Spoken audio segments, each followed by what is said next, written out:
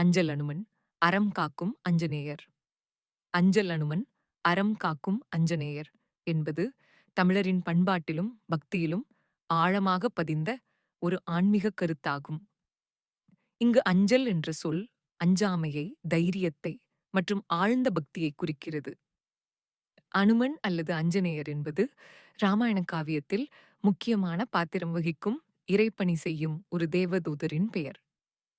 வரலாற்று பின்னணி: அனுமன் வானர குலத்தில் பிறந்தவராக, அவரின் தாயார் அஞ்சனையின் பெயரால் அஞ்சனேயர் என்றும் அழைக்கப்படுகிறார்.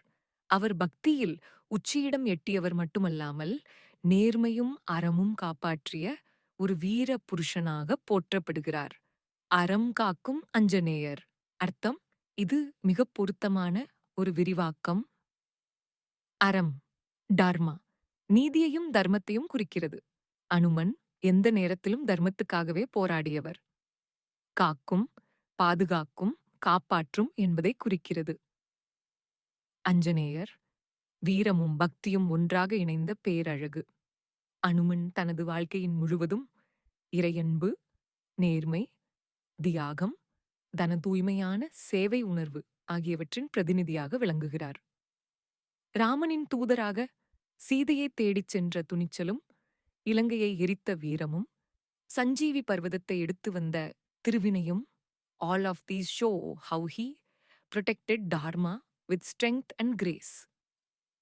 வழிபாடு மற்றும் ஆன்மீக கூறுகள்: தமிழகத்தில் பல இடங்களில் அஞ்சல் அனுமன் கோயில்கள் காணப்படுகின்றன. இவை ஒரு பக்தனின் பயம் நீக்கும் புனிதத் தலங்களாக எண்ணப்படுகின்றன. அனுமனை அஞ்சாமை தரும் தெய்வம் என புகழ்கின்றனர். சோமவாரம் மற்றும் சனிக்கிழமைகள் அனுமனை வழிபட சிறந்த நாட்களாக கருதப்படுகின்றன.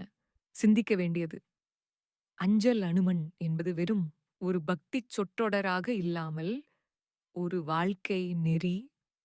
தைரியமாக, நேர்மையாக மற்றும் பக்தியுடன் செயல்படுங்கள். அப்போதுதான் உண்மையான அறம் நிலைத்திருக்கும். அனுமனின் பாதங்களை பின்பற்றுவது என்பது வெறும் வழிபாட்டோ அல்லது பூஜையோ அல்ல, அது ஒரு அறப்பாதையில் பயணமாகும்.